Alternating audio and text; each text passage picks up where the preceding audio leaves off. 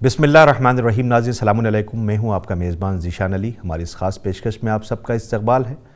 आज के इस प्रोग्राम में हम बात करेंगे सिलसिले इस्मत के 9वें मासूम और सिलसिले इमामत के 7वें मासूम यानी हज़रत इमाम मूसा काज़िम अलैहिस्सलाम। आपका नाम नामी इसमें ग्रामी हज़रत मूसा, लक़ब काज़िम और अब्दुस्साले, कुन्नियत अबुल हसन और अबू इब्राहीम, वालिदे माजिद हज़रत इमाम जाफ़र सादिक़ अलैहिस्सलाम और मादर गिरामी हज़रत हमीदा खातून। तारीख़ विलादत 7 सफ़र 128 हिजरी, तारीख़ शहादत 25 रजब 183 हिजरी, उम्र 55 साल, इमामत की मुद्दत 35 साल, मदफ़न काज़मैन बगदाद। इमाम मूसा काज़िम अलैहिस्सलाम बुलंद मर्तबा अज़ीमुश्शान हस्ती, तहज्जुद गुज़ार, बहुत ज़्यादा कोशिश यानी तलाश करने वाले और ऐसी शख्सियत जो साहिब करामत थी। आपकी इबादत मशहूर थी। आप रात को सजदा और क़याम की हालत में गुजारते, दिन को रोज़े रखते और सदका देते। बुर्दबारी और हिल्म में आपका सानी नहीं मिलता और बुर्दबारी की वजह से आपको काज़िम कहा जाता है। आपकी इबादत की वजह से आपको अब्द सालेह कहा जाता है। लोग आपके वसीले से अल्लाह रब्बुल इज़्ज़त से दुआएं मांगते हैं और अपने तवस्सुल का नतीजा भी पाते हैं। आपकी करामातें अक्ल को हैरान करती हैं। इमाम अलैहिस्सलाम के हिल्म की मिसाल कहीं नहीं मिलती। आपके इसमें मुबारक के साथ काज़िम का लक़ब इसी वस्फ़ की तर्जुमानी करता है। मोहम्मद बिन तलाह शाफ़ई इमाम अलैहिस्सलाम के सिलसिले में फ़रमाते हैं कि इमाम जलीलुल क़द्र, इबादत गुज़ार, इताअत पर पाबंद और करामात में मारूफ़ थे।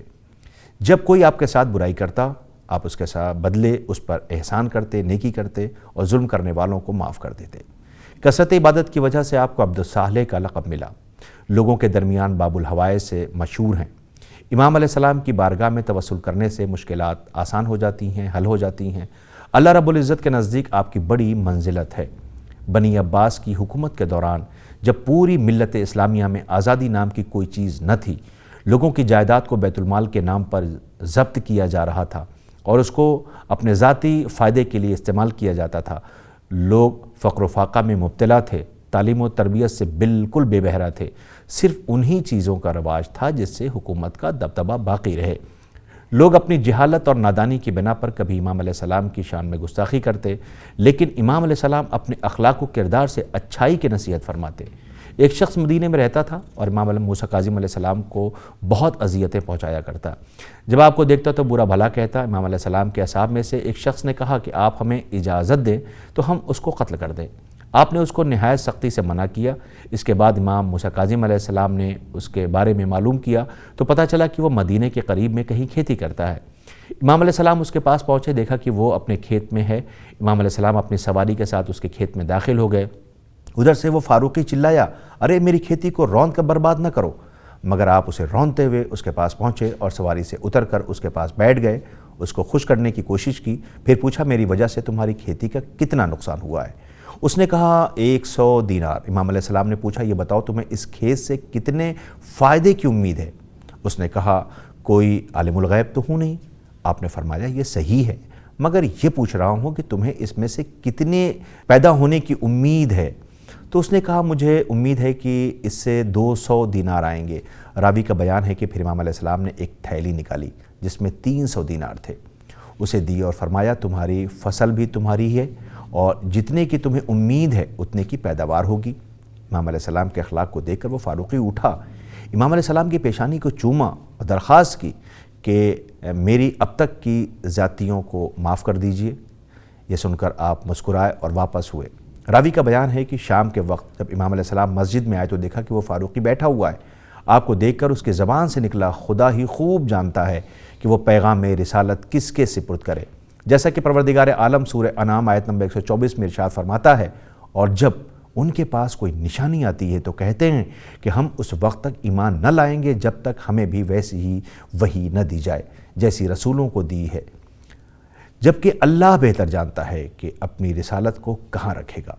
अल्लामा हिल्ली ने मिनहाजुल करामात में इस वाक़े को बयान भी किया है कि जब इमाम अलैहिस्सलाम बगदाद में इंतहाई मुश्किलात में ज़िंदगी गुजार रहे थे, एक दिन एक रास्ते से गुज़र रहे थे तो देखा कि घर के अंदर से रक़्स की महफ़िलें जमी हुई हैं और बाहर गाने की आवाज़ आ रही है। उसी वक्त घर की कनीज़ कूड़ा फेंकने बाहर आई। इमाम अलैहिस्सलाम ने उससे पूछा ये मकान किसी ग़ुलाम का है या आज़ाद का? उसने जवाब दिया कि आज़ाद का। आपने फरमाया कि यकीनन अगर ग़ुलाम का होता तो अपने मालिक की इताअत करता, और ये कहकर आगे बढ़ गए।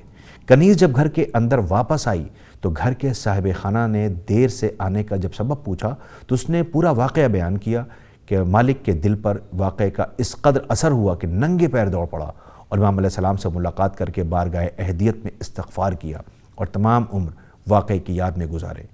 امام موسیٰ کاظم علیہ السلام کو کئی سال تک مختلف قید خانوں میں رکھا جاتا رہا، لیکن جب آپ کو سندی بن شہق کے زندان میں رکھا گیا تو آپ کی دعا کا انداز بدل جاتا ہے۔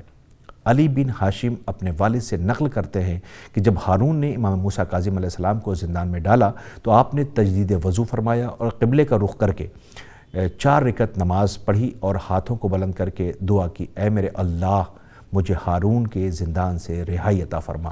امام علیہ السلام پر ہر طرح کے ظلم ڈھائے گئے اور آخرکار 25 رجب 183 ہجری میں بغداد کے سندی بن شہق کے قید خانے میں آپ نے 55 سال کی عمر میں آپ کو زہر دغا سے شہید کر دیا گیا، بغداد کے کاظمین میں دفن کیا گیا۔ تو ناظرین، یہ تھے امام موسیٰ کاظم علیہ السلام کے مختصر سے تعارف۔ ہمارے پروگرام کا وقت ختم ہوتا ہے، ہمارے اور ہماری ٹیم کو اجازت دیں، ہماری انشاءاللہ پھر ملاقات ہوگی، تب تک کے لیے خدا حافظ۔ کاظم امام، ہائے کاظم امام۔